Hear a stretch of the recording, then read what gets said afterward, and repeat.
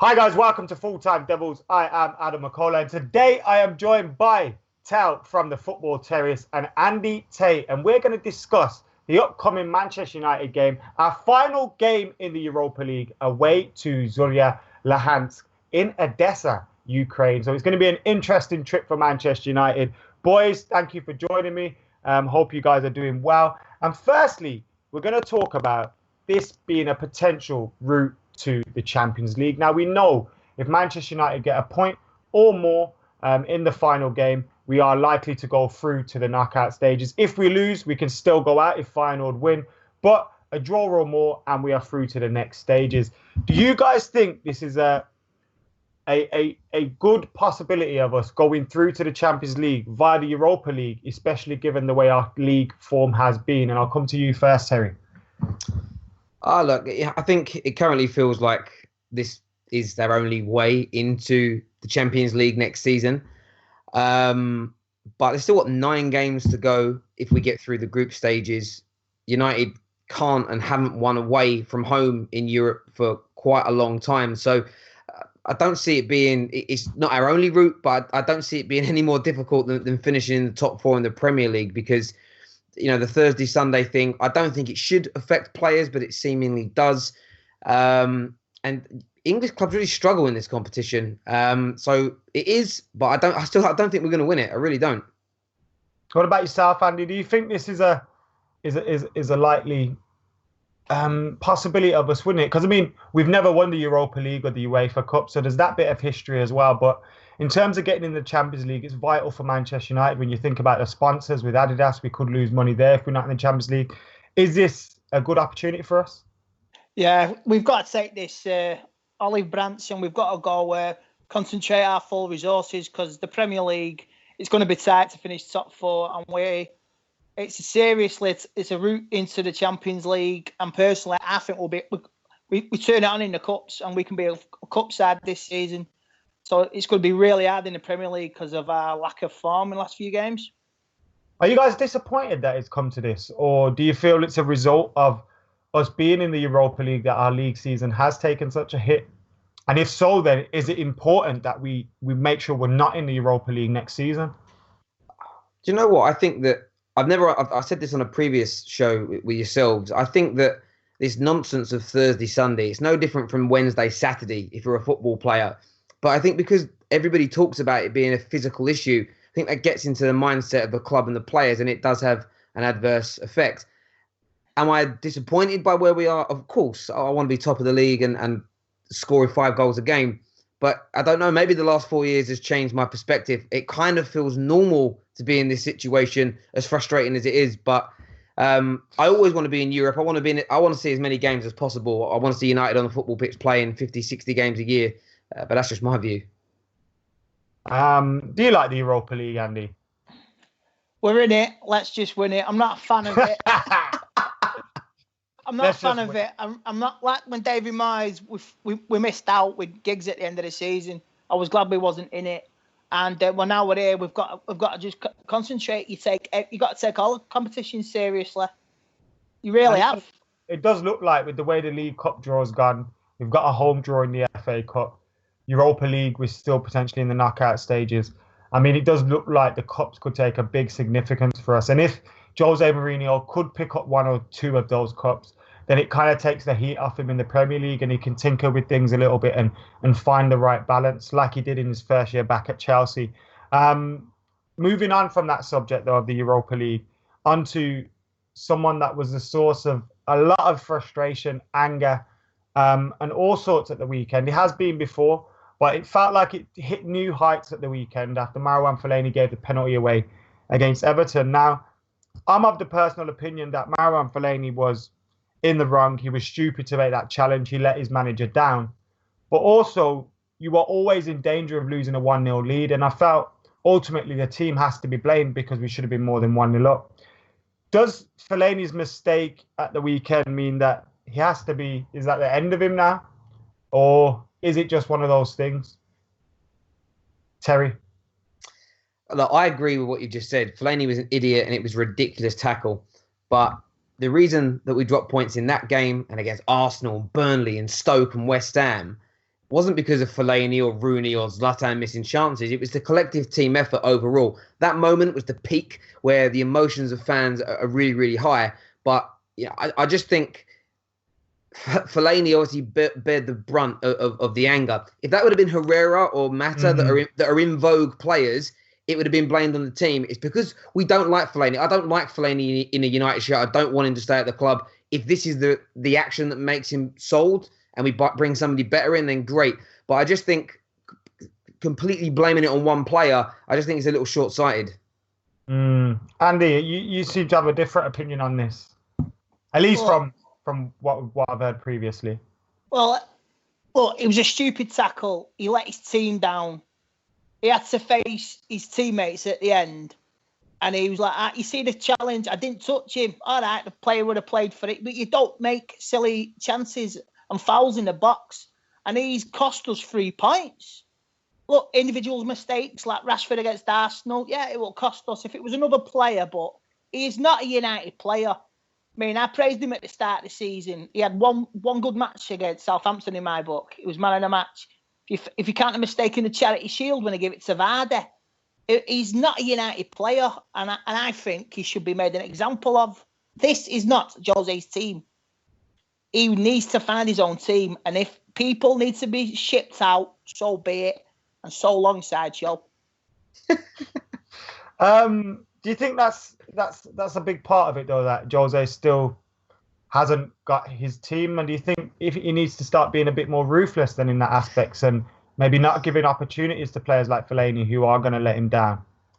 I think he does. And I think that, I don't know, maybe the football landscape's changed. Sir Alex got rid of Diego Forlan because he went against his wishes and had the wrong type of boots on. He got rid of, was it the goalkeeper, Leighton, for a mistake. If that happens nowadays, you only got to look at Bastian not training with the squad or the manager publicly outing a player, and suddenly it's like the world's press descend upon him. Lots of fans say it's wrong as well. I think Jose Mourinho should, use an incident like that as an example to completely drop somebody, sell them from the club, to say, I don't tolerate mediocrity. Sir Alex did it, and it worked out pretty well for him. What about yourself, Andy? Do you think Jose has been kind of a bit more reserved and kind of eased his way into the job and the surroundings of Manchester United, and has therefore given opportunities to people he probably wouldn't normally do? Yeah, I think let's take Phil Jones. He was on the outside at the start of the season. He was injured, and he's fought his way in. And like I say, this is not his team. He's still finding his feet. If we go out on Thursday, it's a crisis. But it's just his first season, and all of the expectations are so high. I mean, like I say, I've met the bloke, and he's a human like anybody else, but it's pressure, and look, we all crack it under pressure. Even I cracked in work. You know what I mean? When I work, but it's going to be a long job. This ain't a 3-year job. Do you think he's underestimated the job? I don't know if he's underestimated it. I don't think I think he understands the scale. In fact, I know he understands the scale of it. I can see that and believe that in the way he talks. But I think, people look at his first year at Chelsea. He took over a Chelsea squad that, if it weren't for the Invincibles, would have been champions. Real Madrid are always first or second best in the leagues that they're in. When he came back to Chelsea, it took him a year. First year he won nothing to go on and win the league. So this sort of myth that he gets instant success, it doesn't really exist. People don't look at the context and the backstory of those clubs and the positions the squads are in. This was a very average squad. It's still got a lot of average players in it, a team that were devoid of ideas, that couldn't create last season. And we're 10% away from being a brilliant team. We start putting the ball in the back of the net a little bit more. The rest of it's history. We're almost there. But I just think that the pressure that's being mounted on Jose Mourinho is unfortunate, but I understand it because it sells newspapers. Moving on now to the game against Zorya. It's a big game in the sense that we go through to the knockout stages with a point or more. With that said, would you like to see him play a strong side like he has done in the Europa League, or do you want to see him play a weakened side and give some players opportunities? Tell, what's your 11? So my 11, I would go with De Gea in goal. I always pick him. Right back, move Darmian into that position. Bring Bailly back into the middle next to Daley Blin. I'm never that convinced with Jones and Rojo, regardless of how well they've been playing. Luke Shaw back at left back. Needs the game time. Central midfield. I don't want to see Carrick play. I want to see him save for Premier League games because of the balance he brings to the squad. I would bring in Schneiderlin, Pogba next to him, front attacking three, Mkhitaryan on the right, Martial left. Matt has got to play for me in the number 10 role. He's been brilliant this season. And I would play Wayne Rooney up front because Zlatan, I think, plays too many games for a guy his age. And Rashford's not in particularly great form. So I would go with Rooney that's had a little mini resurgence of late. Could get the 2 goals, which make him our top goal scorer ever as well. Andy, what do you think of the team? And is there anyone you want to see line up in particular against Zorya? Schweinsteiger, maybe? He's on me. He can't play in the Europa League, innit? He's not in the squad, is he? Should have done my research, eh? I'd like to see Martial maybe get a start with Rooney on Thursday. That'd be possible. But what have you made of Martial's form this season, Andy? Because he's not been as good as he was last season. Obviously, he's a young player. He's going to take time. But what have you made of his form? Do you think it's the change of manager or? Well, there's an old. I read this last week. Second season syndrome. People know what you're capable of, and you've got to invent new ways to outwit him and do new skills. So he's still finding his feet. He's young, so yeah, I think he's still class. I mean, when we first bought him last year, I thought, who is it? But yeah, he's good. He's class. Like his goal against Stoke. Came on, one touch, bang. And his goals against West Ham, crucial, got us to the semi-final. Very true. Right then, guys. Big question now, yeah? Who are the threats from Zorya Luhansk? Is there anything you've seen from them at the game at Old Trafford that we won 1-0 that you made you think, these are going to be handy at their place? Is it Paulinho? Who's their main man? I knew one name, I said it. Yeah, you got an Andy. I don't know any. Being honest. Did they have Shevchenko in goal as well, I think? Yeah, Shevchenko's a goalie. I think there was one player, one of the defenders, and I might pronounce it wrong. It's like Shervakov. He played well. And I only really know that because I watched the highlights on MUTV about an hour ago. And I was like, that's worked out well for this preview because I don't know any of their names. It was like the extras from an Eastern Promise movie. The fact that how long it took us to break them down? At the time I was, but I did a bit of research today, and since that game, they've only won 3 of the last 11 games, but they don't really score and they don't really concede, which means they sit back and absorb a lot of pressure, and they're clearly good at it. So maybe not. We don't really break teams down particularly well on a consistent basis. So sort of with a bit of hindsight, it's kind of a standard result. Time for your predictions. Andy, come to you first. First scorer and your score prediction, please. I'm going for Rooney and I'm going for 2-0. Tal? I'm gonna go with Martial, get a goal, and go 1-0 United. Oh, I'm gonna go 3-0 United. And Rooney's gonna get a brace and become our all-time greatest goal scorer in the Europa. Yes. He's gonna do it in the Europa League against Zorya Luhansk, a team no one's ever heard of.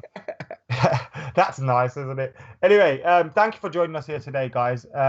If you're watching this preview as well, remember we'll have loads of content around the Zorya game, so keep it locked. Full Time Devils, hit that subscribe button. Get your comments in below. What did you make of the thoughts from Andy, from Tal, and from myself today? Remember, you can subscribe to the Football Terrace on YouTube as well. The link is below. Andy, you know about him as well. And yeah, keep it locked. Full Time Devils. Get your comments in. We'll see you later.